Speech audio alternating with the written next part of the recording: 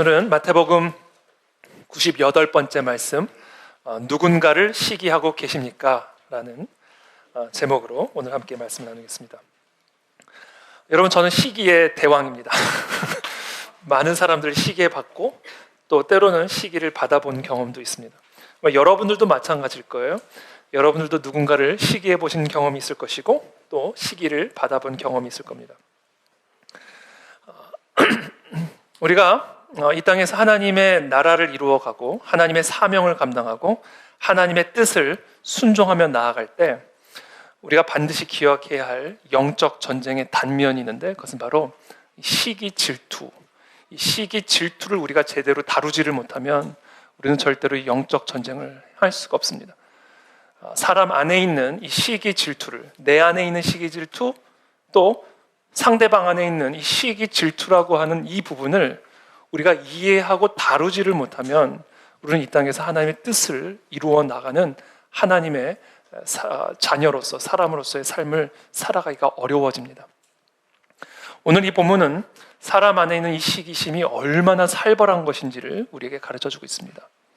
예수 그리스도를 십자가에 못 박은, 예수 그리스도를 십자가에 못 박을 때, 예수 그리스도를 십자가에 못 박아 죽이도록 그 예수님을 내어줄 때 그 내어주는 사람들의 마음의 상태가 무엇이었느냐? 시기심이었어요. 시기심. 이 시기심으로 넘겨준 것이고 시기심으로 죽이고 있는 겁니다. 그래서 오늘 누군가를 시기하고 계십니까?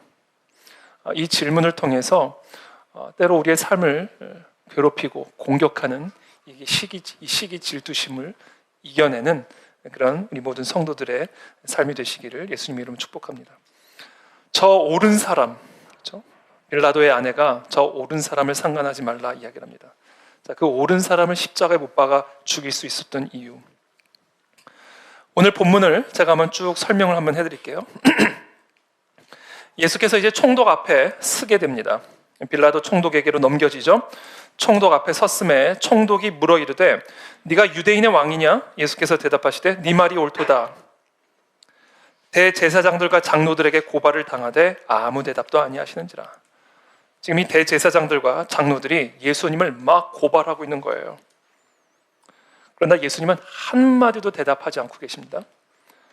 13절에 이에 빌라도가 이르되 지금 그들이 너를 쳐서 지금 이와 같은 고발로 너의 명예를 치고 있고 너의 이름을 치고 있고 너의 마음을 이렇게 치고 있는데 얼마나 많은 것으로 증언하는지 지금 너희가 듣지 못하느냐?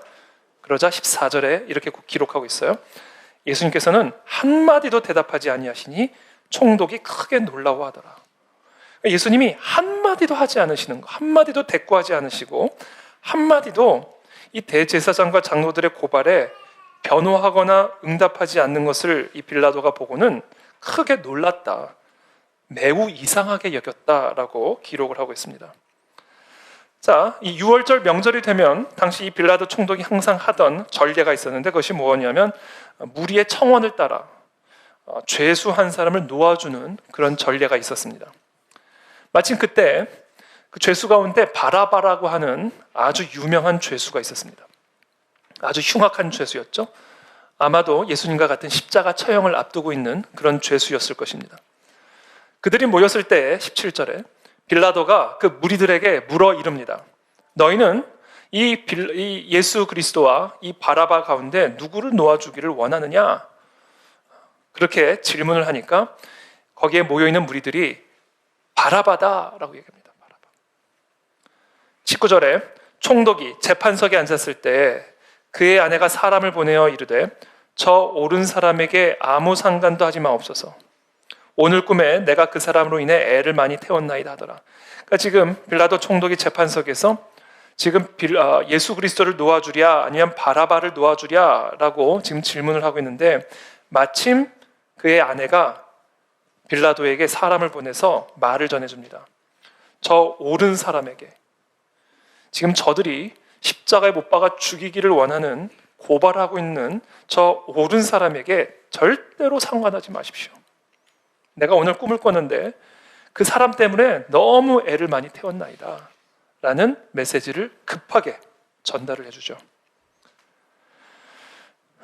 20절에 이 빌라도의 아내가 전언하는 이 내용과는 정반대로 대제사장들과 장로들은 아랑곳하지 않고 무리를 권하여 바라바를 달라하게 하고 예수를 죽이자 하게 하였더니, 그때 이 대제사장들과 장로들은 겁도 없이, 이 빌라도의 아내는 꿈자리가 사나워가지고 재판 중에는 남편에게 사람을 보내서 이 급한 메시지를 전해주고 있는데, 이 대제사장들과 장로들은 겁도 없이 무리들을 권합니다. 우리 예수를 죽이게 하고 바라바를 달라하자.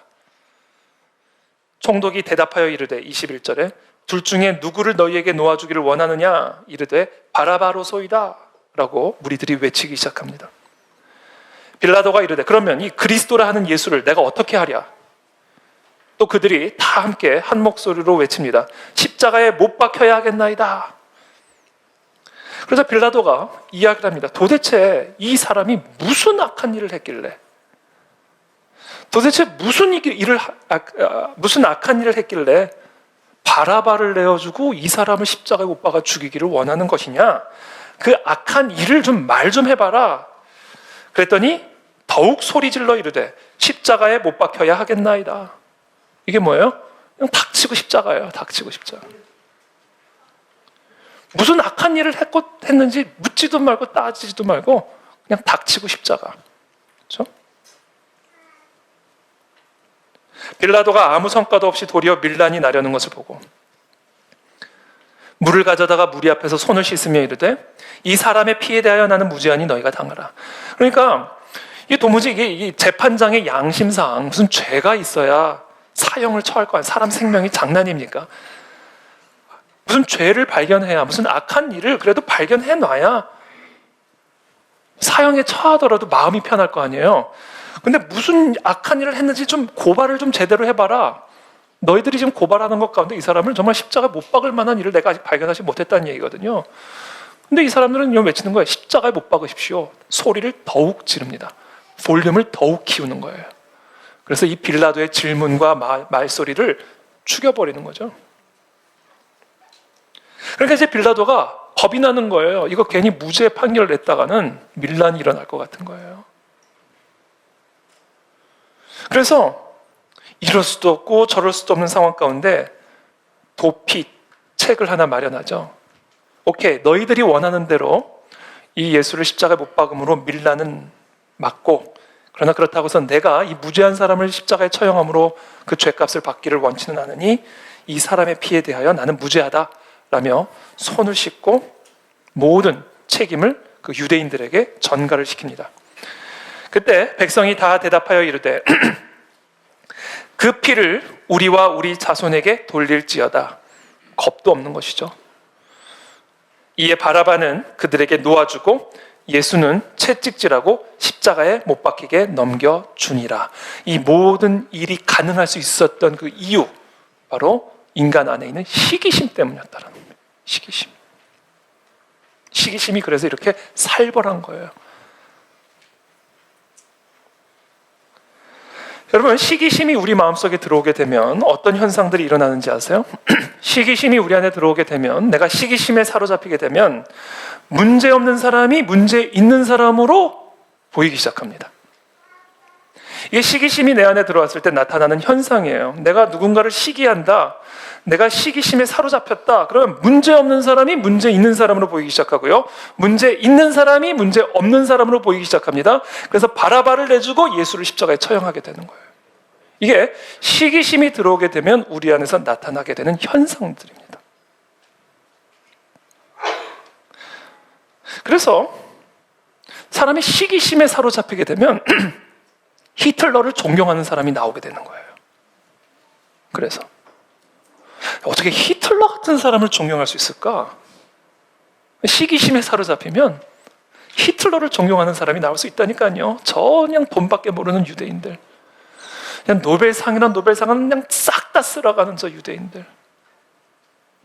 저 유대인들 정말 꼴도 보기 싫어 라는 이 시기심에 사로잡히게 되면요, 히틀러가 존경스럽게 느껴진다니까요. 가진 사람에 대한 시기심에 사로잡히게 되잖아요. 그럼 대한민국은 지옥이고 저 북한은 천국으로 보이게 돼요. 김일성이 정말 민족의 태양으로 여겨지기 시작합니다. 그러니까 이 시기심에 사로잡히게 되면요, 진실을 존중하는 마음을 잃어버리게 돼요. 그냥 닥치고 십자가입니다. 닥치고 십자가. 자, 인간을 이렇게 잔인하게 만들 수 있고, 인간을 이렇게 어리석게 만들 수 있는 거, 그리고 이렇게 불의하게 한 사람을 죽일 수 있게 만드는 것이 바로 시기심이에요. 시기심.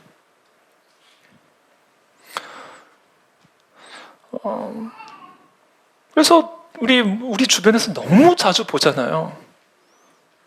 사람이 너무 억울해가지고 자살을 해. 근데 그 사람을 억울하게 만들었던 고발을 다 보니까 다 거짓말. 한 사람을 고발을 해가지고 기업이 다 망가져버린 거예요. 근데 알고 봤더니 그 기업을 고발한 내용들이 다 거짓 증거인 거예요. 다 망했는데, 이미 사람은 죽었는데. 그렇게 내몬 게 뭐예요? 사람 안에는 시기심이에요. 네가 갖고 있는 게 부럽다는 거예요. 내가 원한다라는 거예요. 이게 시기심입니다. 그러니까 시기심은요, 사람이 하나님을 죽일 수 있을 만큼 살벌한 것이다 라는 것을 오늘 우리가 기억해야 된다는 것이죠.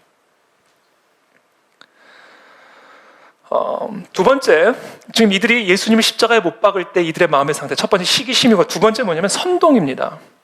시기심은 사람을 선동하게 만들어요.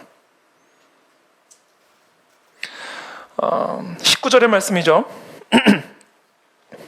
자, 18절부터 이는 그가 그들의 시기로 예수를 넘겨준 줄 알미더라. 그래서 19절에 총독이 재판석에 앉았을 때에 그의 아내가 사람을 보내어 이르되 저 옳은 사람에게 아무 상관도 하지 마옵소서. 오늘 꿈에 내가 그 사람으로 인해 애를 많이 태웠나이다 하더라. 대제사장들과 장로들이 무리를 권하여 바라바를 달라 하게 하고. 자, 빌라도가 이야기하죠. 이 바라바와 예수 그리스도 가운데 누구를 내놓기를 원하느냐? 그때 대제사장들과 장로들이 무리를 권했다 이렇게 되어 있습니다. 권했다. 이게 무슨 얘기예요? 무리를 권했다라는 게 뭐예요? 무리를 선동했다라는 겁니다. 대제사장이 그냥 혼자 말하는 게 아니라 여기저기 흩어져 있는 무리들에게 바라바를 내어달라고 외치라는 거예요. 외치게 하라. 그래서 거기에 모이는 모든 무리들을 선동해라 라는 이야기죠. 선동입니다. 선동. 그래서 사람이 시기심에 사로잡히게 되면 문제 없는 사람이 문제 있는 사람으로 보이기 시작하고 문제 있는 사람은 문제 없는 사람으로 보이기 시작합니다. 그래서 내가 시기하는 그 대상을 넘어뜨리기 위해서는 사람들을 선동해야 돼요. 왜? 이건 옳고 그름으로 할 수 있는 일이 아니거든요.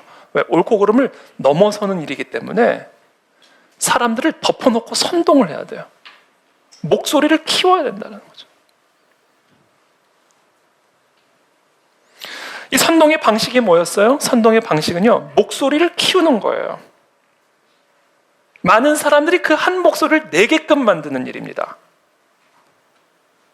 그래서 빌라도 총독을 압박하는 것이죠. 그래서 옳고 그름을 따지지 말고 우리들이 원하는 대로 하라는 거예요. 21절에 총독이 대답하여 이르되 둘 중에 누구를 너희에게 놓아주기를 원하느냐? 이르되 바라바로소이다. 빌라도가 이르되 그러면 그리스도는 예수를 내가 어떻게 하랴? 그들이 다 이르되 십자가에 못 박혀야 하겠나이다. 지금 대제사장과 장로들이 무리를 권한 그대로 이 수많은 무리들이 빌라도에게 외치고 있는 것이죠. 그래서 빌라도가 어찌미냐? 그 사람이 무슨 악한 일을 했느냐? 그랬더니 무슨 악한 일을 했다라는 것을 설명하지 않고 그들이 더욱 소리를 지르기 시작합니다. 이게 선동이에요. 그 질문을 그냥 잠재워버리는 거예요. 볼륨으로. 십자가에 못 박혀야 하겠나이다. 빌라도가 아무 성과도 없이 도리어 밀란이 나려는 것을 보고 두려워서 그래, 이 사람이 빚감 너희들이 감당해라. 그리고는 넘겨주는 거예요. 이게 바로 지금 선동을 통하여 이 대제사장과 장로들의 이 시기심이 예수 그리스도를 쓰러뜨리고 십자가에 못 박는 정확한 과정을 오늘 우리에게 보여주고 있는 겁니다. 여러분, 두세 사람이 모인 곳엔 인간의 시기심도 언제나 함께 있다는 사실을 우리가 기억해야 합니다. 서로를 시기하고 질투하고 그래서 뒷담화와 이간질로 자신의 목소리를 키우죠. 그래서 사람들을 선동하고 그래서 내가 시기하는 그 사람을 쓰러뜨리는 것, 그런 일이 벌어지는 곳은 비단 빌라도 총독의 재판정만이 아닙니다. 그것이 우리의 가정이 될 수도 있고요, 우리의 교회가 될 수도 있고요, 우리의 직장이 될 수도 있습니다. 물론 우리의 정치, 아주 오늘 여기서 보여지고 있는 이 정치가 사실 이 세상의 정치적 현실이죠. 닥치고 십자가, 이와 같은 정치를 다른 말로 뭐라고 얘기하는지 아세요? 이와 같은 닥치고 십자가의 정치를 닥치라고 얘기합니다. 닥치고 내려와, 그냥 닥치고 떠나가, 닥치고 들어가, 이런 거죠. 이게 이 세상의 정치적 현실. 이것이 바로 오늘 이 재판정, 이 빌라도 재판정을 통해서 우리에게 보여주고 있는 이 세상의 현실이죠. 자, 인간 두세 사람이 모인 곳이라면 그곳이 어디든지 빌라도 재판정이 될 수 있다는 사실을 기억해야 돼요. 왜냐하면 인간의 시기심 때문에 그렇습니다. 야고보서 3장 14절의 말씀이죠. 너희 마음속에 독한 시기와 다툼이 있으면 자랑하지 말라. 진리를 거스려 거짓하지 말라. 그러니까 너희 마음속에 독한 시기와 다툼이 들어가면 그것을 자랑하지 말고 또 진리를 거슬러서 거짓하지 말라. 그러니까 시기가 들어오면요, 선동을 해야 되기 때문에 진리가 아닌 것을 말하게 되어 있어요. 자, 이러한 지혜는, 이것도 지혜예요. 지금 이 빌라도 법정 안에서 대제사장들이 얼마나 지금 지혜를 발휘하고 있습니까? 근데 이런 지혜는 하나님으로부터 내려오는 지혜가 아니라 세상적이고 정욕적이고 마귀적이다. 이거는 하나님의 보좌로부터 내려오는 지혜가 아니라 마귀로부터 내려오는 마귀적인 지혜다. 그래서 이 시기가 있는 곳에는 다툼이 있을 수밖에 없고 요란과 모든 악한 일이 있을 수밖에 없다. 왜? 마귀적인 것이니까. 시기는 마귀로부터 오는 것이니까. 여러분, 우리 안에 있는 이 시기심, 우리 안에 있는 이 질투심은요, 이 마귀의 본성이라는 사실을 우리가 기억해야 돼요. 그래서 우리는 이 시기심에 대해서, 우리 안에 이렇게 시기심이 들어왔다? 그럼 정말 사이렌이 울려야 됩니다, 우리 마음속에. 왜? 이건 마귀의 본성이기 때문에 그래요. 마귀의 본성. 마귀는 어떤 존재다? 시기하는 존재예요. 그래서 시기가 있는 곳에는 마귀의 역사가 나타납니다. 그래서 다툼이 있고 요란과 악한 일들이 일어나요. 자, 그렇다면 마귀는 누구를 시기하는 존재인가? 이 마귀의 본성이 시기하는 존재거든요. 누구를 시기하는 존재인가? 이 마귀는요, 하나님을 시기하는 존재예요. 하나님을 질투하는 존재입니다. 이게 마귀의 본성이에요. 마귀가 무엇으로 가득한 존재냐면요, 하나님을 향한 질투로 가득 차 있는 존재입니다. 이게 마귀의 본성이에요. 이걸 알아야 됩니다. 이사야서 14장 12절부터의 말씀이죠. 너 아침의 아들 계명성이여 어찌 그리 하늘에서 떨어졌으며 너 열국을 엎은 자여 어찌 그리 땅에 찍혔는고. 네가 네 마음에 이르기를 내가 하늘에 올라 하나님의 뭇별 위에 내 자리를 높이리라. 내가 북극 지폐와 산 위에 앉으리라. 가장 높은 구름에 올라가 지극히 높은 이와 같아지리라 하는도다. 제가 몇 주 전에 말씀드렸죠. 여기서 말하는 계명성은 제롬이라고 하는 자가 히브리어 성경을 라틴어로 번역할 때 이 계명성, 샛별, 이것을 모닝스타를 빛을 내는 자라는 라틴어로 루시페르라는 단어로 번역을 했어요. 여기서 이 루시페르는 단어가 오늘 이 이사야서 말씀에 사탄을 의미하는 고유 명사로 쓰여지기 시작하게 된 겁니다. 거기서 루시퍼라는 단어가 나온 거죠. 그래서 루시퍼를 사탄의 고유 명사로 쓰는 이유가 바로 지금 우리가 읽은 이사야서 14장에 그 근원을 두고 있는 거예요. 자, 그래서 이 계명성은 마귀를 상징하죠. 물론 일차적으로는 바벨론의 왕을 의미하는 단어이지만 이 루시페르, 하나님과 같아지고자 하는 존재, 이것은 곧 사탄이다라는 거예요. 루시퍼라는 거예요. 이 마귀는요, 하나님을 질투하는 존재예요. 그래서 땅에 꽂힌 자입니다. 하나님과 같이 되고자 하는 자예요. 그 하나님의 보좌를 시기하고 있고요. 그 하나님의 권세를 시기하고 있고요. 하나님이 지금도 우리의 예배를 받고 있는 그 모습들을 너무 시기하고 있어요. 왜? 내가 받고 싶은데. 그렇죠? 하나님께 순종하는 것, 하나님의 뜻, 하나님의 모든 역사, 하나님의 모든 것들을 질투하고 시기하는 존재가 마귀예요. 그래서 마귀가 하는 모든 일들은요, 하나님의 뜻을 회방하는 일, 하나님을 괴롭히는 일, 근데 그 모든 일들이 결국은 하나님의 발꿈치를 무는 정도밖에 되지는 않지만, 그러나 하여튼 마귀가 존재하는 이유, 마귀가 살아가는 목적은 하나님을 시기 질투함으로 하나님의 것을 취하기 위함이다라는 사실을 기억해야 돼요. 그것을 위해서 천사로 가장도 하는 거예요. 그렇죠? 우는 사자처럼 두루 산길자를 찾아다니기도 하는 겁니다. 이 모든 일들을 왜 하는가? 하나님을 시기하기 때문에 하는 거예요. 하나님이 받는 예배 나도 받고 싶다는 거예요. 그래서 마귀는 하나님을 시기 질투하는 존재다. 그리고 그것이 바로 모든 원죄의 시작이다. 원죄의 뿌리다 라는 거예요. 로마서 5장 12절에 보면 이렇게 사도 바울이 이야기합니다. 한 사람으로 말미암아 죄가 세상에 들어오고 죄로 말미암아 사망이 들어왔나니 이와 같이 모든 사람이 죄를 지었으므로 사망이 모든 사람에게 이르렀느니라. 자, 왜 이 세상이 이렇게 되었는가? 왜 우리가 살아가는 이 세상이 이렇게 사망의 상태가 되어져 버렸는가? 회복 불가능한 것처럼 보는 이 세상. 이 세상의 사망의 상태는 무엇으로 보았다? 한 사람의 죄로 말미암아 들어오게 되었다라는 거예요. 그러면 그 한 사람의 죄는 어떻게 이 세상에 들어오게 되었는가? 사탄 마귀의 미혹으로 시작된 겁니다. 근데 그 사탄 마귀의 미혹이 왜 시작이 되었는가? 하나님을 시기 질투해서 시작된 미혹이에요. 왜 사탄 마귀가 태초에 아담과 하와에게 가서 하나님의 말씀을 거역하도록 미혹했는가? 하나님에 대한 시기 질투 때문에 그런 거예요.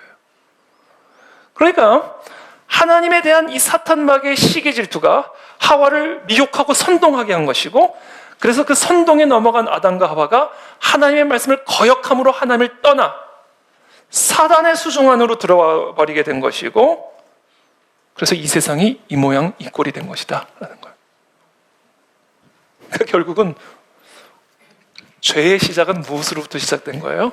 사탄 마귀의 하나님을 향한 시기 때문에 시작된 겁니다. 우리가 이걸 이해해야 돼요.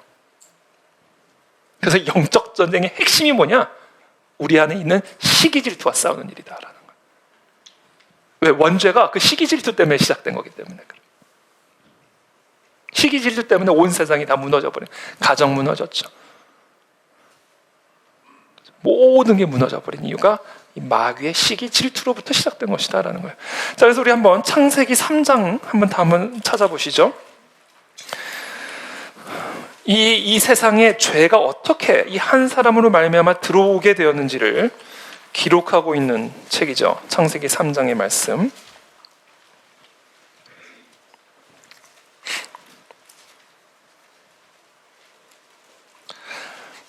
뱀은, 사탄을 의미하죠. 뱀은 여호와 하나님이 지으신 들짐승 중에 가장 간교하니라. 뱀이 여자에게 물어 이르되 하나님이 참으로 너희에게 동산 모든 나무의 열매를 먹지 말라 하시더냐? 정말 이 질문 자체가 정말로 간교함 그 자체예요. 이게 아주 간교한 질문 그 자체입니다. 언제 하나님이 동산에 있는 모든 나무의 열매를 먹지 말라고 하셨어요? 다 먹어도 된다고 그랬지. 동산 중앙에 있는 그 하나만 먹지 말라고 그랬죠. 근데 마귀는 이 하나님을 시기 질투하는 이 마귀는 사람과 하나님 사이를 이간질하기 위해서 하나님이 이들에게 하신 말씀을 교묘하게 왜곡하여 하나님의 성품을 왜곡합니다. 마치 동산 모든 나무의 열매를 먹지 못하게 하신 것인 양, 그렇게 오해할 수 있는 것처럼 질문을 꼬아서 이야기를 하죠. 하나님이 정말 너희에게 모든 나무의 열매를 먹지 말라 하시더냐? 그래서 여자가 뱀에게 말을 합니다.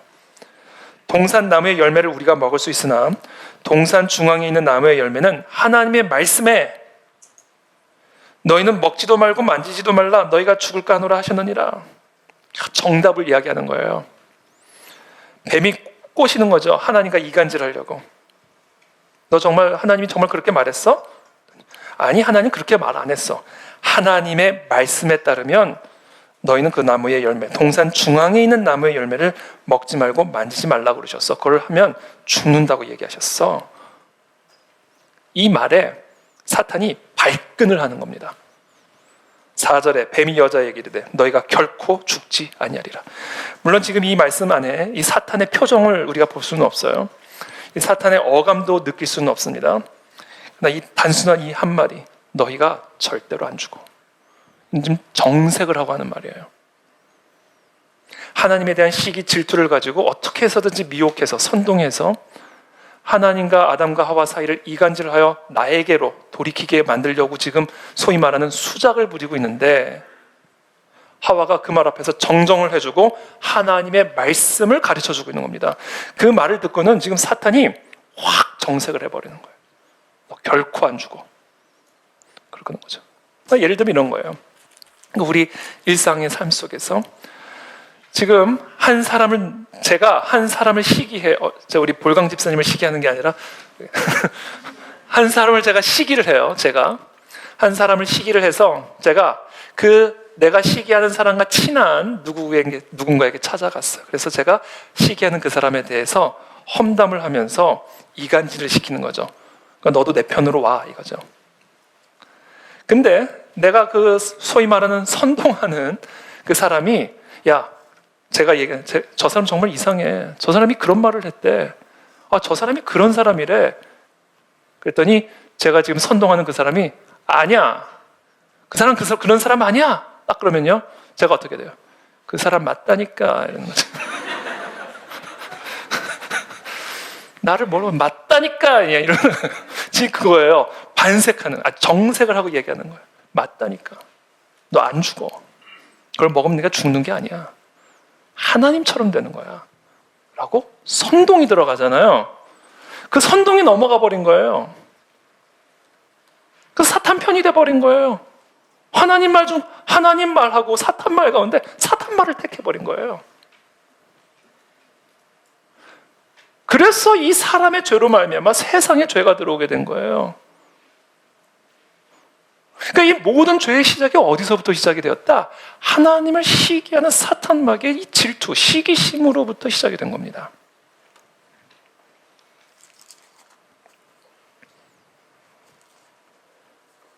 바로 이 하나님을 향한 이 마귀의 시기 질투가 모든 원죄의 시작이요, 특별히 오늘 십자가 사건의 본질이에요. 오늘 이 본문에서 우리에게 가르쳐주고 있는 이 십자가 사건, 이 십자가라는 역사적 사건의 본질은 이겁니다. 아주 뭐랄까요? 아주 드라이하게 이 십자가 사건의 본질을 설명을 드린다면 이거예요. 예수 그리스도를 시기하는 마귀가, 하나님을 시기에 질투하는 마귀가 인간을 선동하여 하나님을 십자가에 못 박아 죽인 사건이에요. 이게 십자가 사건의 본질입니다.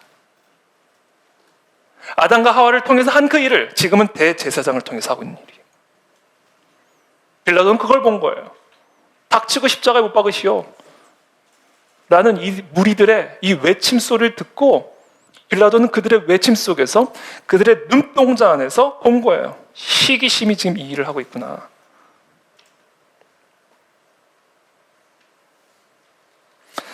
사탄은 하나님을 시기합니다. 기억하십시오. 사탄의 본성이에요, 그게. 사탄은 하나님을 시기하는 존재입니다. 그게 사는 목적이에요. 존재의 목적입니다. 그래서 사탄은 하나님께 순종하는 자들을 시기합니다. 사탄은 하나님을 시기해요. 그래서 하나님에게 쓰임받는 사람을 시기합니다. 사탄은 하나님을 시기해요. 그래서 하나님을 사랑하는 사람들을 시기해요. 사탄은 사람들의 시기심을 사용하여 이와 같은 하나님의 사람들을 공격합니다. 왜? 하나님을 시기하기 때문에. 하나님을 시기하기 때문에 사탄은 하나님의 사람들을 시기합니다. 하나님의 꿈을 시기하고요, 그 꿈을 따라, 그 뜻을 따라 순종하며 나아가는 하나님의 사람들을 시기 질투하고요, 요셉. 하나님의 영광이 드러나는 것을 시기합니다. 왜? 하나님을 시기하기 때문에. 그래서 이 사탄 마귀가 하나님의 뜻을 회방하고 하나님을 공격하기 위해서 이 땅에서 두루 산길자를 찾아다니는 사자처럼 빛의 천사로 가장을 하고 있는 일이 무엇이다? 사람들 안에 시기심을 집어넣어 하나님의 사람들을 공격하게 하는 일입니다.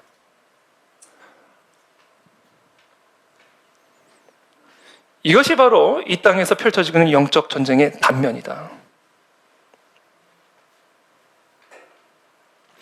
그래서 우리가 이 땅에서 펼쳐지고 있는 영적 세계, 영적 전쟁을 우리가 이해하고 이 땅 가운데 정말 하나님의 뜻을 이루어가고 하나님의 꿈을 이루어가고 정말 하나님께 순종하며 그 하나님과 동행하는 삶을 정말로 우리가 살아가려면 시기 질투를 다룰 수 있어야 된다는 거죠. 내 안에 있는 시기 질투를 다룰 수 있어야 되고 다른 사람들 안에 있는 시기 질투를 다룰 수 있어야 돼요. 이것을 다루지 못하면 우리는 영적 전쟁을 할 수가 없습니다.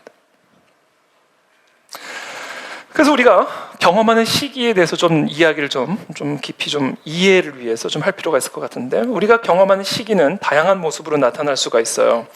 다른 사람이 성공하는 것에 대한 두려움으로 나타날 수가 있습니다. 다른 사람들이 성공하는데 막 두려워. 이게 시기심이에요. 자신보다 우월한 위치에 있는 사람이나 성공한 사람들을 향한 적대감, 시기심입니다. 자신과 경쟁 관계에 있거나 자신보다 더 많은 혜택을 누린다고 생각하는 인물에 대한 반감, 자신의 자리를 빼앗기게 될지도 모른다라고 하는 이 두려움, 이 모든 것들이 다 시기심의 모습들이에요. 성경에는 시기를 의미하는 헬라어 단어로 두 단어가 쓰여지는데, 하나는 젤로스라는 단어고요, 하나는 프토노스라고 하는 단어입니다. 이 두 단어가 시기 질투, 사실 시기 질투를 성경에서 구분은 하진 않아요. 그러나 하여튼 시기 질투라는 단어로 사용되는 헬라어 단어가 젤로스라는 단어와 프토노스라고 하는 단어입니다. 자, 젤로스라고 하는 단어는 긍정적인 의미, 부정적인 의미 두 가지 의미로 동일하게 다 쓰여져요. 긍정적인 의미로는 예를 들면 어떤 때 사용되냐면, 고린도전서 말씀에 너희는 더욱 큰 은사를 사모하라 라고 할 때 너희는 더욱 큰 은사를 젤로스하라 라고 이야기합니다. 고린도 후서에 내가 하나님의 열심으로 너희를 위하여 열심을 내노니 에서 하나님의 열심으로 너희를 위하여 젤로스 하노니 라는 긍정적인 의미로 이 젤로스가 사용되어지죠. 그러나 동시에 부정적인 의미로도 이 젤로스라는 단어가 쓰여집니다. 나의 자존감을 위협하는 존재가 나타났을 때 가슴이 철렁 내려앉는 기분, 그게 젤로스예요. 제가 한 번은 어떤 분의 장례식장을 갔는데, 제 장례식장에 딱 조문을 하고 나오는데 여러분들이 다 아는 아주 멋있고 잘생긴 영화 배우가 딱 들어오는 거예요. 그때 제가 느꼈던 기분, 가슴이 이렇게 철렁 내려앉는 기분, 이게 젤로스예요. 젤로스. 이해되시죠? 네.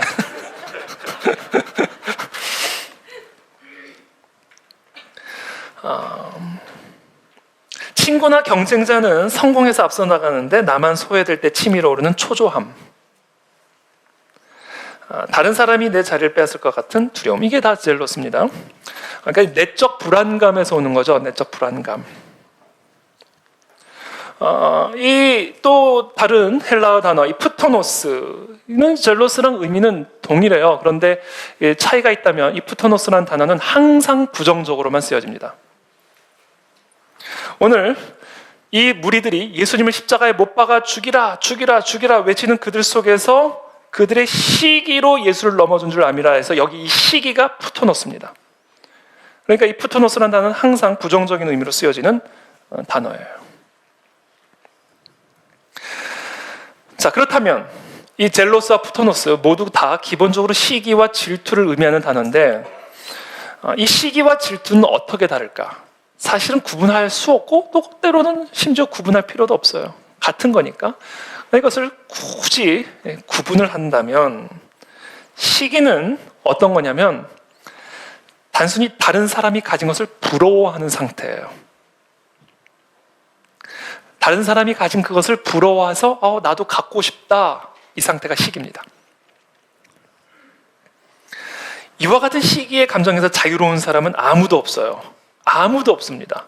다 가진 것을, 모든 것을 다 가진 사람처럼 보여도 그 사람한테도 시기가 있어요. 왜? 자신이 갖고 있는 것은 다 다르거든요. 그래서 이 시기라고 하는 것, 다른 사람이 갖고 있는 것에 대한 부러움, 탐심, 이것은 어떻게 보면 본능적인, 누구나 갖고 있는 이 본능적인 마음입니다. 그러나 질투심은 조금 다르게 우리가 설명할 수가 있어요. 질투심은 그냥 단순히 다른 사람이 갖고 있는 그것에 대한 부러움 또는 탐심에서 끝나는 것이 아니라 그 사람이 그것을 갖고 있는 것에 대한 복수심이 나오는 거죠. 복수심. 이 복수심까지 포함이 되면 그게 이제 질투가 된다라고 볼 수가 있습니다. 그러니까 시기하는 마음에 사탄이 개입한 상태예요. 이 복수심까지 들어오게 되면 상대방에 대한 부러움이 상대방에 대한 분노와 상대방에 대한 적의, 적대감으로 발전된 것이 질투예요. 그래서 이 질투는 선동으로 나아가고 이간질로 나가는 겁니다. 복수해야 되니까.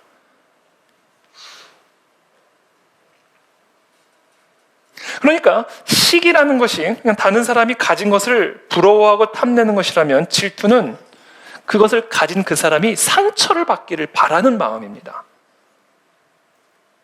이게 질투예요. 사탄이 개입한 거죠. 왜? 상처를 주기를 원하니까. 시기가 다른 사람의 은사나 재능을 부러워하는 것이라면 질투는 그 사람이 그것을 잃어버렸으면 하는 바라는 것. 그게 질투입니다. 누군가 새 차를 딱 사가지고 주차장에 딱 했어요.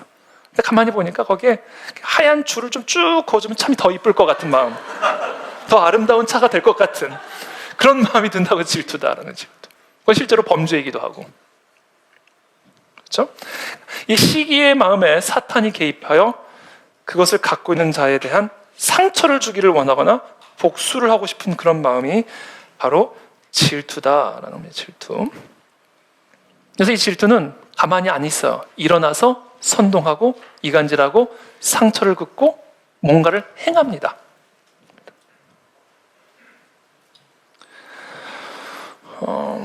성경에서는 이 둘을 다 상호 교환적으로 사용하고 있기 때문에 이것을 지나치게 구분할 필요는 없어요. 시기를 가지면 언제나 질투로 나갈 수 있는 위험이 있고요. 또 우리가 원푼 원치 않든 이 질투심을 경험할 때가 있습니다. 중요한 것은 이 시기와 질투가 바로 이 세상을 파괴하는 사단막의 힘이라는 사실을 알아야 된다는 거예요. 그냥 방치를 해두면 안 된다는 거예요. 시기심에 그냥 사로잡혀 있으면 안 된다는 겁니다. 왜? 시기는 이 땅의 가정을 부수고 이 땅의 교회를 부수고 이 땅에 하나님의 뜻과 하나님의 영광이 드러나는 것을 회방하기 위한 사탄막의 힘이기 때문에 이 땅에 하나님의 사람들은 이 시기의 질투를 다뤄야 된다. 싸워야 된다라는 겁니다. 이게 영적 전쟁이다라는 겁니다.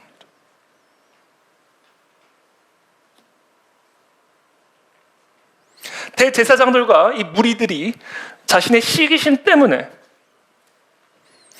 마귀가 이 대제사장들과 무리들의 시기심을 사용하여 예수님을 십자가에 못 박아 죽였듯이 마귀는 인간 안에 있는 이 시기심을 사용하여 하나님을 공격하고 하나님의 사람들을 핍박하고 그래서 하나님의 뜻을 회방하고 하나님의 영광을 훼손하는 일을 합니다. 그게 시기 질투예요. 그래서 이 땅에 죄가 들어올 때부터 지금 이 순간까지 그리고 예수 그리스도가 다시 오시는 그날까지 이 땅을 괴롭히고 하나님의 사람들을 공격하고 하나님의 교회를 무너뜨리는 사탄막의 힘은 무엇으로 나타날 것인가? 사람들 안에 있는 시기, 질투로 나타나게 될 것이다. 사도행전에 보면요, 예수님의 이 사도들이 표적을 일으킵니다. 막 안진뱅이를 일으키고 막 귀신이 떠나가고 사도들이 강력한 성령의 권능에 성령의 기름 부으심을 받아가지고 막 표적을 일으키는 거예요. 사람들이 어떤 마음이 들겠어요? 표적을 일으키는데 표적을 일으킬 뿐만 아니라 그것을 보고는 수많은 사람들이 그리스도께로 돌아오고 예수님을 영접하기 시작하면서 그들이 이끄는 초대교회가 막 성장을 하기 시작하는 거예요. 막 하루에 막 3,000명씩 막 예수님을 영접하면서 초대교회가 막 확장하고 성장하기 시작하는 거예요. 그것을 바라보던 대제사장과 사두개인들의 마음이 어땠을까? 저는요, 하나님이 저에게 좀 치유의 은사를 주시면 참 좋겠다는 생각을 할 때가 있거든요. 사도들처럼. 우리 성도분들 가운데 편찮으신 분 있으면 제가 딱 기도를 해드리면 다 낫고 막. 아멘. 그렇게 될 줄로 믿습니다. 그럴 때도 있어요, 사실은. 그래서 지금 사도들이 막 표적을 일으키고 있고 막 교회가 막 성장을 하니까 그것을 바라보던 대제사장과 사두개인들의 마음이 어땠을까? 이렇게 기록하고 있어요. 5장 17절에 사도행전 5장 17절에 대제사장과 그와 함께 있는 사람 즉 사두개인의 당파가 다 마음에 뭐가 가득했다고 되어 있어요? 시기가 가득. 지금 하나님이 역사를 하고 계시는 모습을 보는데 예? 하나님이 살아계셔서 지금 안진뱅이를 일으키고 죽은 사람을 일으키고 귀신이 떠나가는 것들을 지금 행하고 있는데 그 모습을 바라보는 이 대제사장과 사두개인들의 마음이 뭐였다? 시기심이 가득했다. 왜? 사탄이 들어가 있으니까. 하나님을 시기하는 존재라니까요, 사탄은. 하나님이 영광 받으시는 거, 사람들이 하나님께로 돌아오는 거 볼 수가 없다니까요, 이 사탄은. 그러니까 지금 하나님의 이 놀라운 역사들이 일어나면서 초대 교회가 막 성장을 하니까 대제사장과 이 사두개인들의 당파의 이 마음 안에는 뭐가 가득하냐면 시기가 가득했다. 그래서 어떻게 했다? 일어나서 사도들을 잡아다가 가두었다라는 거예요. 이게 영적 전쟁이에요, 영적 전쟁. 그러니까 저는 이 예수님 이 당시에도 유대인들, 대제사장들 예수님이 하는 그 놀라운 기적을 보고도 안 믿잖아요. 이게요, 왜 내가 알았어요, 제가. 왜 이 사람들이 예수님의 이와 같은 이적을 보고도 예수님을 영접하지 않았는지. 딴 이유가 아니었어요. 시기심 때문이었어요. 제가 그걸 알았습니다. 시기심. 이게 마귀가 하는 일이에요. 마귀의 존재, 본성, 제가 계속 반복합니다. 마귀는 하나님을 시기하는 존재다. 그래서 사람들의 시기를 통해서 하나님을 공격합니다. 사람들의 시기를 통해서 하나님의 사람들을 칩니다. 사람들의 시기를 사용하여 교회를 쳐요. 이게 지금 하고 있는 일 아니에요. 표적을 일으키는 사도들을 잡아다가 옥에 가둬버리는 거죠.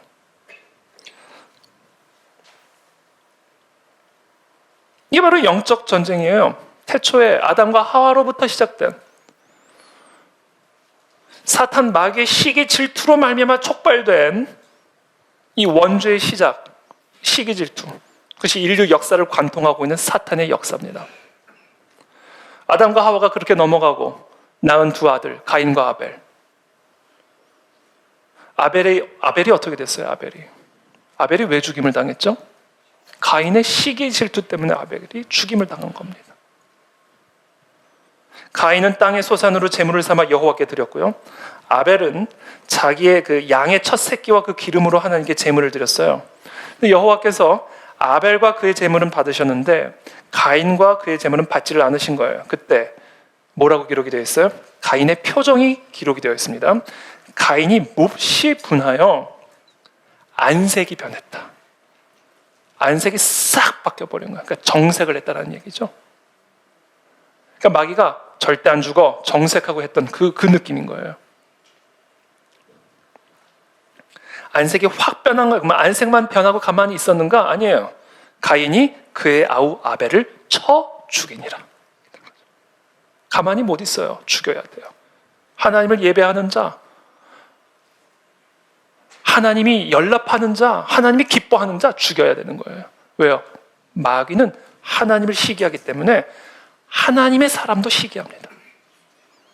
그래서 가인의 시기를 통해서 아벨을 치는 거예요.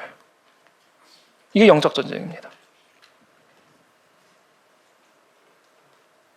그럼 가인과 아벨 스토리만 있나요? 아니요. 성경 전체를 보세요, 여러분. 시기 질투의 스토리예요. 창세기부터 요한계시록까지 하나님을 시기하는 마귀가 어떻게 사람을 통해서 하나님을 공격했고 하나님의 사람들을 공격했는지에 대한 스토리가 성경 전체에 흐르고 있는 스토리입니다. 야곱과 에서의 스토리. 그 두 형제는요, 뱃속에서부터 서로 치고받고 시기 질투하는 관계였습니다. 에서와 야곱은 성격도 다르고 기질도 다르고 외모도 달랐어요. 이 야곱은 자신의 형의 장자권을 시기하죠.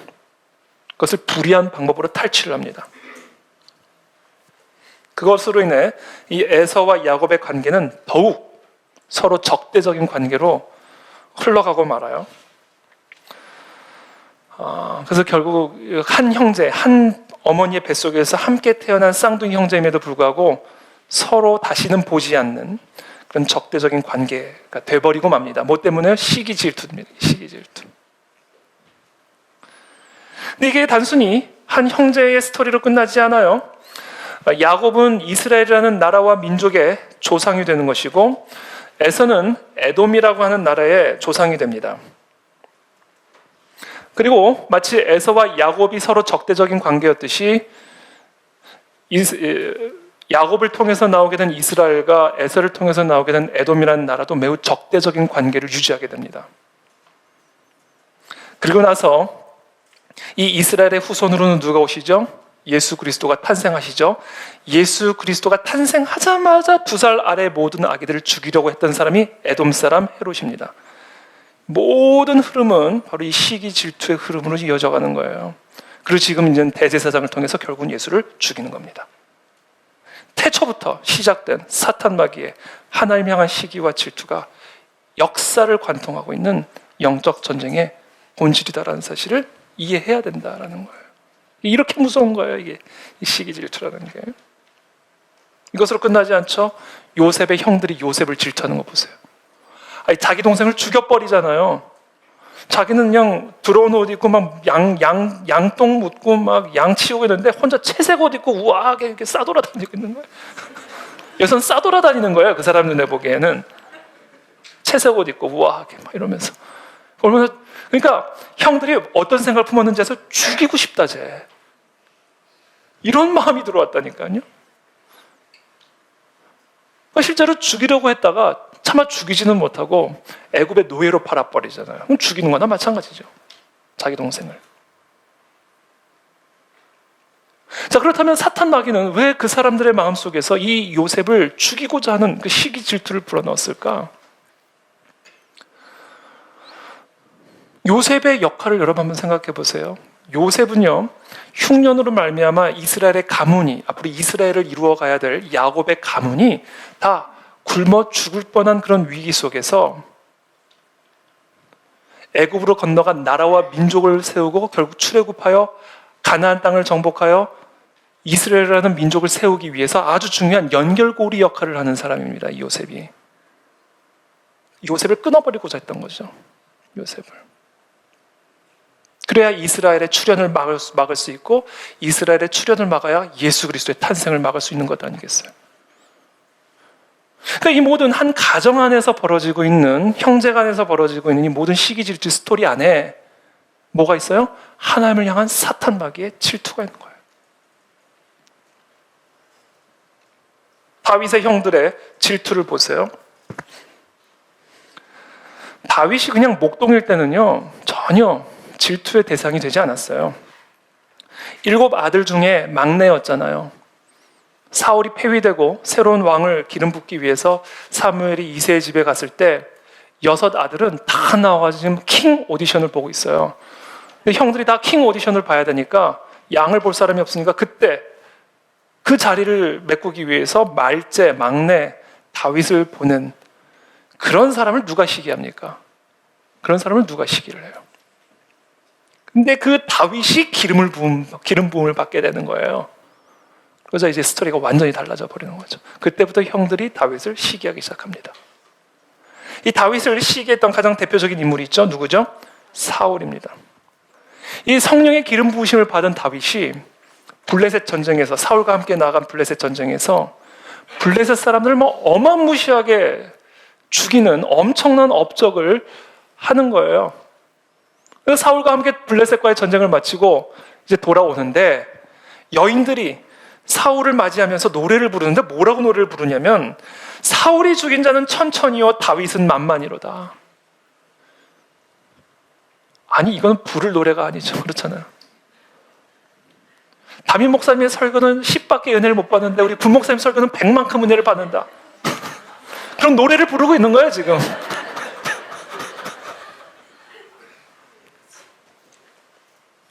그 성경에 분명하게 기록이 되어 있어요. 그날 후로 사울이 다윗을 뭐하더라? 주목하더라. 살벌한 얘기죠. 주목하더라. 사무엘상 18장 9절이 이제 다윗이 이제 그 사울이 다윗을 이제 주목하더라 이렇게 기록이 되는데 그 다음 구절부터 어떤 내용들이 나오기 시작하냐면 다윗이 이제 사울 앞에 가서 수금을 타는데 그 수금을 듣는 사울 안에 악령이 임하자 창을 다윗을 향해 2번을 던집니다. 그때 다윗이 2번을 피했다 이렇게 기록이 되어 있어요. 그때부터 사울이 죽인 자는 천천히요 다윗이 죽인 자는 만만히로다 라는 노래를 들은 사울이 다윗을 주목하여 보기 시작한 그때부터 창이 날라오기 시작하는 거예요. 창이 죽이기 위해서. 그래서 그때부터 사울이 본격적으로 다윗을 죽이기 위해서 노력하는 것들이 쭉 나오죠. 왜 이렇게 다윗을 죽이고자 했을까요? 사울이? 이 사울 안에 들어간 이 시기 질투는 도대체 무엇 때문이었을까요? 다윗을 죽여야 다윗의 후손으로 그리스도가 오는 것을 원천적으로 차단할 수 있을 것 아니에요. 사탄 마귀에 하나님을 향한 시기가 있는 겁니다.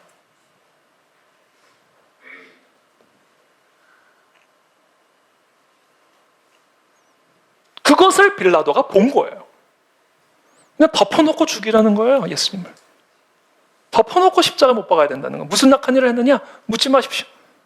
못 박아야 되겠나이다, 못 박아야 되겠나이다. 바라바를 내주시고 예수를 십자가에 죽이십시오. 그것을 보는 가운데 빌라도가 본 거야. 시기심이구나, 시기심.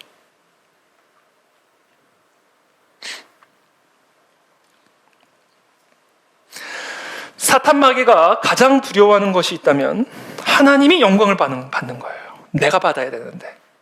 하나님이 영광을 받는 게 사탄은 가장 괴롭고 고통스럽고 분노하는 일입니다.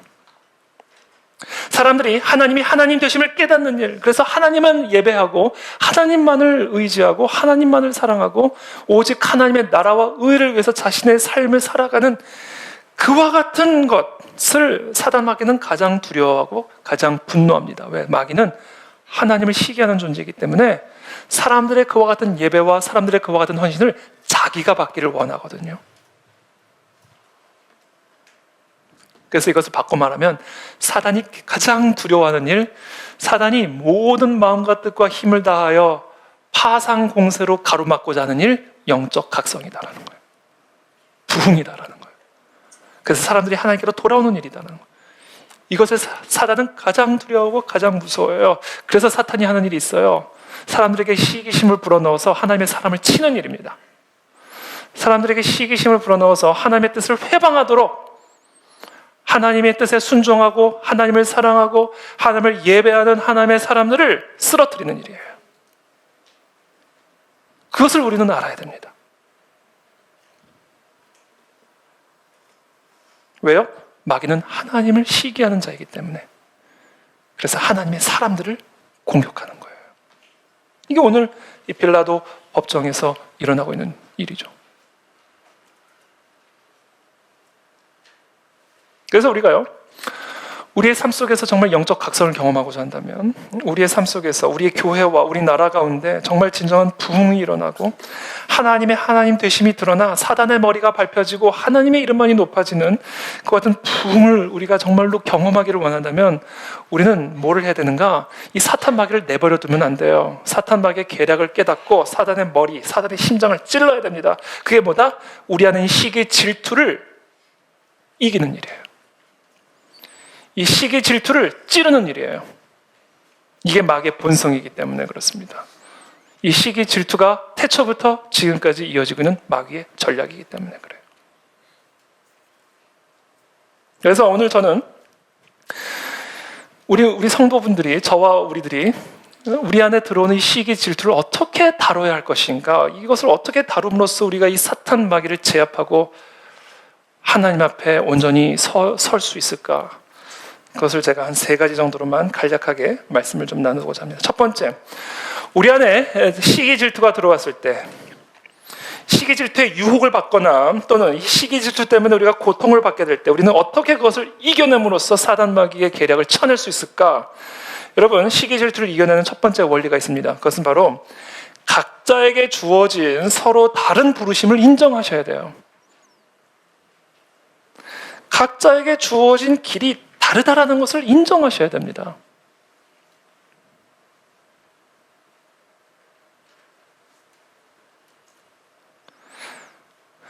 나를 향한, 우리를 향한 하나님의 부르심이 무엇인지를 발견하고 그냥 그것만 따라가면 되는 거예요. 이게 시기의 질투에 휘둘리지 않을 수 있는 길입니다.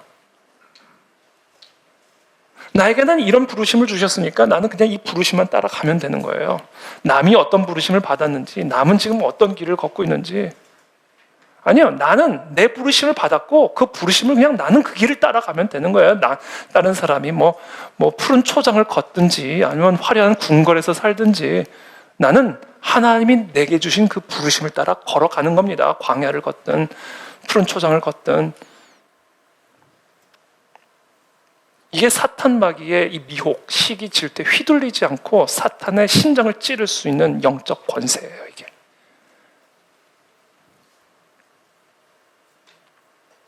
디모데후서 2장 20절에 보면 이런 말씀이 있죠. 큰 집에는 금그릇과 은그릇뿐 아니라 나무 그릇과 질그릇도 있어 귀하게 쓰는 것도 있고 천하게 쓰는 것도 있나니 그러므로 누구든지 이런 것에서 자기를 깨끗하게 하면 귀히 쓰는 그릇이 되어 거룩하고 주인의 쓰심에 합당하며 모든 선한 일에 준비함이 되리라. 자, 집에 가면 큰 집에는 금그릇도 있고 은그릇도 있고 나무 그릇도 있고 질그릇도 있어요. 그런데 질그릇이 금그릇만 보면요, 어떻게 저 금그릇을 저거 어떻게 상처를 줄 수 있을까? 나는 모래인데 쟤는 금이야.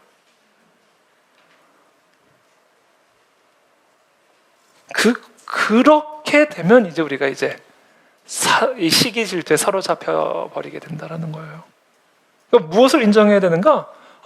금그릇으로 만들어진 사람이 있는 것이고 은그릇으로 만들어진 사람이 있는 것이고 나무 그릇으로 만들어진 사람이 있고 질그릇으로 만들어진 사람이 있다. 중요한 것은 재료가 아니라 구별됨이다라는 이야기예요. 우리가 구별만 되면 재료가 중요한 게 아니라 구별만 되면 그것이 금그릇이든 은그릇이든 나무 그릇이든 질그릇이든 주인의 쓰심에 합당하게 되어서 모든 선한 일에 쓰임을 받을 수가 있다는 겁니다. 여러분, 금그릇을 쓸 수 있습니까? 아니에요. 구별된 금그릇을 쓸 수 있는 거예요. 여러분, 질그릇이라고 못 씁니까? 아니에요. 질그릇이라도 구별되면 쓸 수 있는 겁니다. 사단 마귀는 바로 이 부분을 공략하는 거예요. 왜 나는 금그릇이 아닌 것일까? 왜 나는 은그릇인가? 왜 나는 나무 그릇이고 왜 나는 질그릇인가? 그 모든 것에서부터 다툼이 일어나고 탐심이 들어오기 시작하고 적대감이 들어오기 시작하는 겁니다. 그래서 이어서 이렇게 말을 합니다. 너는 청년의 정욕을 피하고, 이건 청년을 향해서만 하는 말이 아니죠. 누구에게든지 이 청년과 같은 정욕이 있죠. 그러니까 너는 금그릇인지 은그릇인지 나무 그릇인지 질그릇인지 그거를 상관하지 말고 청년의 정욕을 피하는 일에 힘을 쓰고 깨끗한 마음으로 부르는 자들과 함께 의와 믿음과 사랑과 화평을 따라가라. 그리고 어리석고 무식한 변론을 다 버려라. 여기서 다툼이 나는 것이다. 그렇게만 되면 질그릇도 하나님이 금그릇처럼 쓰실 것이고, 그렇게 되면 나무 그릇이라 할지라도 금그릇처럼 쓰실 것이다. 중요한 것은 그릇의 재료가 아니라 그릇의 구별됨이다. 하나님은 그 구별됨을 보고 하나님의 선한 목적을 위해서 존귀하게 쓰실 것이다. 우리가 이 정신, 이 마음을 정확하게 갖고 있을 때 사단의 심장을 찌를 수 있는 권능을 갖게 되는 겁니다.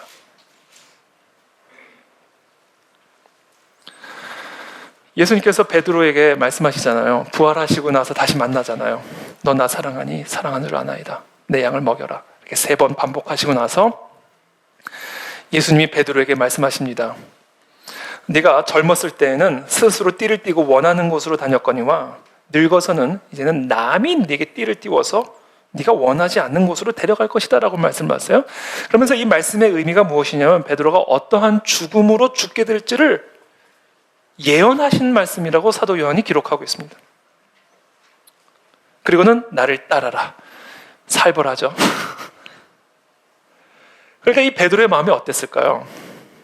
지금 예수님 사랑한다고 3번 반복적으로 얘기했고 양 먹이라고 예수님이 다 허가하셨고 예수님을 그렇게 배반하고 다시 만난 그 자리에서 그렇게 예수님과 다시 한번 언약식을 맺은 상태에서 예수님이 너 이렇게 죽게 될 거야. 그리고 넌 날 따라와. 그랬으니 베드로의 마음이 어땠을까요? 그러니까 순간 옆에 누가 있는지를 본 거예요. 그랬더니 옆에 예수님이 특별히 사랑했던 요한이 있는 거예요. 예수님이 요한을 특별히 예뻐하신 것으로 보여요. 마지막 만찬 때도요, 예수님 품 안에서 먹고 있었어요, 요한은. 그 순간 쟤는 어떻게 될지 나만 이렇게 죽는 걸까? 예수님이 저 요한을 정말로 이뻐하시는데 저 요한의 운명은 어떻게 될지 정말 궁금하다 라는 생각이 들었겠죠, 당연히. 그러니까 가다가 베드로가 딱 묻는 거예요. 예수님, 쟤는 어떻게 됩니까? 쟤는 나는 이렇게 가는데 쟤는 어떻게 됩니까? 그때 예수님 뭐라고 얘기했어요? 그게 너랑 무슨 상관이냐? 너는 나를 따르라. 그러고 가시는 거예요. 여러분, 이게 사탄막의 시기 질투에 휘둘리지 않고 그리스도의 뜻을 따라갈 수 있는 길이에요. 그때 시기 질투에 휘둘려가지고 쟤는 저러는데 나는 예수님 난 못 가요. 그래버리면 베드로는 없는 겁니다. 그게 마귀가 원하는 일이에요. 하나님의 뜻을 회방하는 것이죠. 베드로의 그 고백 위에 교회가 세워진다고 그랬는데 베드로가 그 순간 시기 질투에 사로잡혀가지고 쟤는 저러는데 왜 나는 이래요? 그래 버렸으면 끝나는 거죠.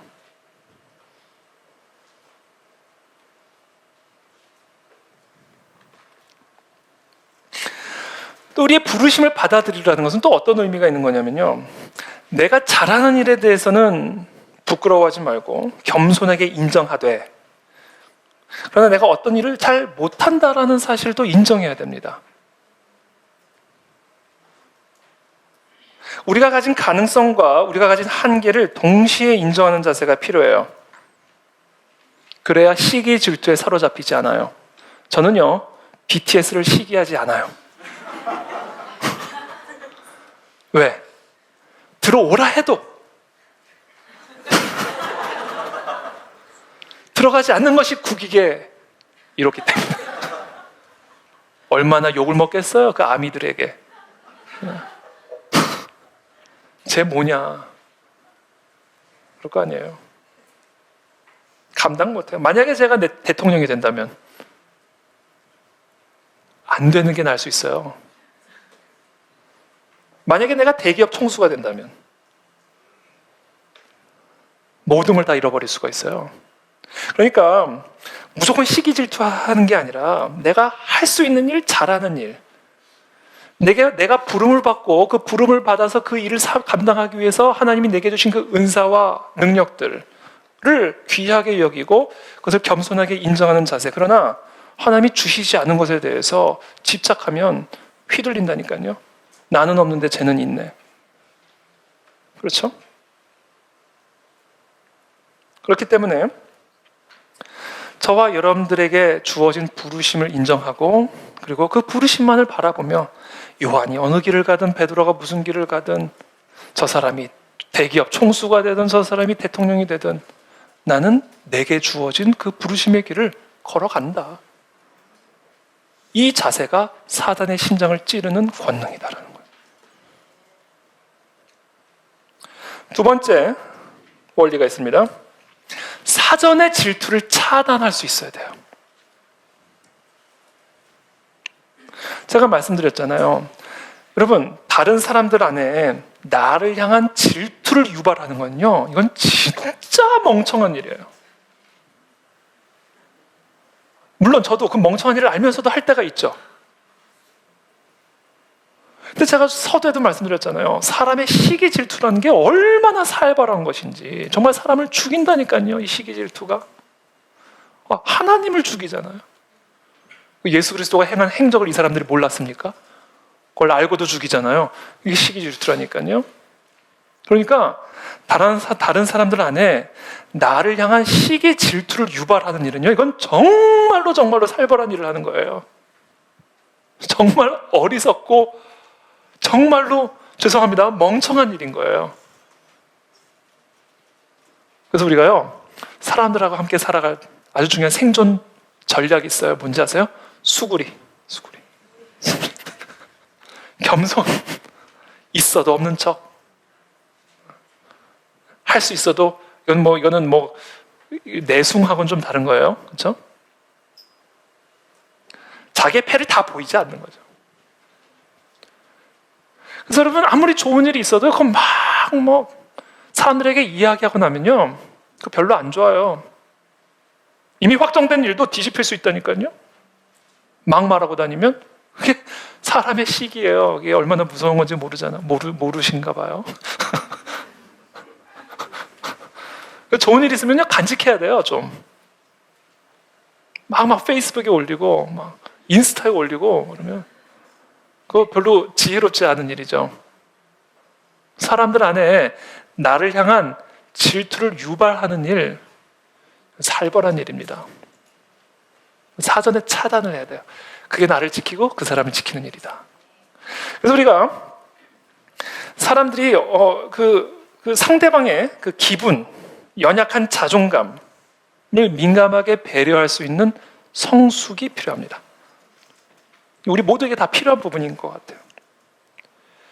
어떤 상황이 타인의 질투를 유발시킬 수 있는지 이런 것들을 파악해야 되는 것이죠. 그래서 그것을 섬세하게 배려할 수 있는 성숙이 사단의 심장을 찌르는 영적 권능이다. 마지막으로 세 번째입니다. 세상의 것에 집착할수록 우리는 질투에 취약해집니다. 우리의 삶의 목적이 이 세상에 집중되어질수록 우리는 이 시기 질투에 취약해져 버립니다. 그래서 우리의 삶의 목적이 하나님의 나라와 그 의에 맞추어져 있을 때 사탄은 시기와 질투의 감정으로 우리를 공격하지 못해요. 왜? 상관이 없거든요. 다른 사람이 연봉이 2배가 올라도 상관이 없거든요. 물론 시기는 날 수 있어요. 그러나 시기를 이길 수 있어요. 왜? 내 목적은 연봉이 아니라 하나님의 나라와 의니까. 사촌이 땅을 사면 배가 아프잖아요. 근데 배가 아파도 화장실 갔다 오면 괜찮아질 수 있어요. 왜? 우리의 집은 저 하나님의 집이니까.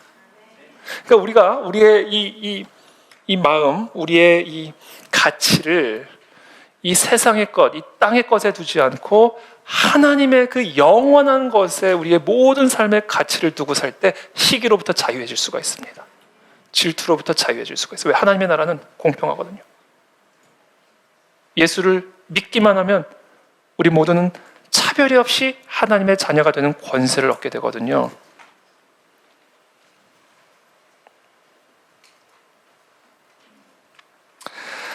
그래서 여러분 이 사탄의 하나님 향한 질투로 시작된 이 원죄, 그것으로 시작된 이 세상의 이 사망의 상태.